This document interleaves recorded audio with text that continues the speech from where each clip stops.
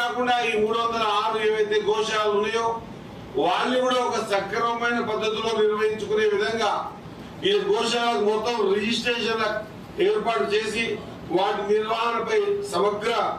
విధానం కూడా రూపొందించుకునేటువంటి ఈ కేబినెట్ విధానం కూడా నేను ఆ మంత్రి శాఖగా ఆ మంత్రిగా ఉన్నందుకు ఆ శాఖకు నా శాఖ తరఫున ముఖ్యమంత్రి గారికి మంత్రివర్గానికి హృదయపూర్వక ధన్యవాదాలు తెలియజేసుకుంటూ మరి 100% ఇది ఒకటే కాకుండా నా శాఖలో ఇంకొక శాఖ అయిన మత్స్య శాఖలో కూడా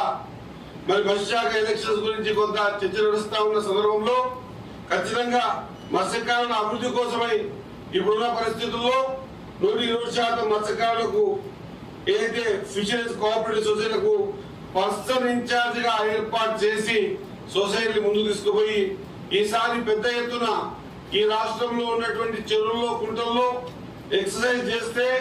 82 కోట్ల చేపల్ని 80 mm కెంచి 110 mm మధ్యలో ఉన్నటువంటి సైజు గల చేప పిల్లలు ఇవ్వాలనే ఆలోచనతో ఒక ప్రక్రియను ఏర్పాటు చేసుకొని మీ కేబినెట్ మరొకసారి కూడా సీఎం గారికి డిప్యూటీ సీఎం గారికి హృదయపూర్వకంగా ధన్యవాదాలు తెలియజేస్తా ఉన్నా. స్పెషల్ బడ్జెట్ ఇచ్చి పోయినసారి 19 కోట్లే ఉంటే అది కాదన్నా ఈసారి ఒక రాష్ట్రం అంతా కూడా గతంలో ఎవరు మంత్రిగా లేరు రాష్ట్రం కాదు సమైక్యాంధ్ర ఉన్నప్పటి నుంచి కూడా చూస్తే మొదటిసారి ఆ కులానికి చెందినటువంటి వ్యక్తికి ఈ చేపల ఫిషర్ ఈ మంత్రితో శాఖ రావడం మొదటిసారి వచ్చింది కాబట్టి రాష్ట్రం అంతా చేపల మంత్రి అంటా ఉన్నారు. మరి చేపల కులానికి చెందిన నేను కూడా చేపలు విడవకపోతే కొంత తప్పవుతుందన్న మాట చెప్పగానే వెంటనే నిర్ణయం తీసుకొని 122 కోట్ల బడ్జెట్ ని అలకేట్ చేసి ఈసారి పెద్ద ఎత్తున 82 కోట్ల చేప పిల్లల్ని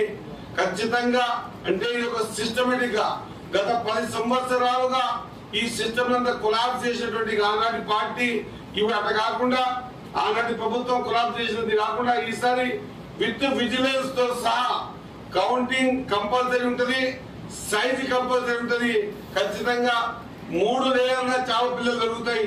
ఒక చేప మీద మాత్రమే ఆహారాన్ని భుజిస్తుంది, ఇంకొక చేప మధ్యస్థంగా మాత్రమే ఆహారాన్ని పెరుగుతుంది, ఇంకొక చేప కింద బురదలో పెరుగుతుంది. ఈ విధంగా కాంబినేషన్ తో 3 చేపలకు సంబంధించినటువంటి ఆ పర్సెంటేజ్ ప్రకారంగా ప్రతి చెరువులో కూడా చేప పిల్లల్ని విడిచే విధంగా దీంట్లో అందరినీ కూడా జవాబుదారీతో ముందుకొచ్చి వాళ్ళ సమక్షంలో నిర్వహించుకునే విధంగా ఏర్పాటు చేసుకునే నిర్ణయం కూడా కేబినెట్ తీసుకునేందుకు నేను కేబినెట్ కి ప్రీతం ముఖ్యమంత్రి గారికి అదే మాదిరిగా డిప్యూటీ సీఎం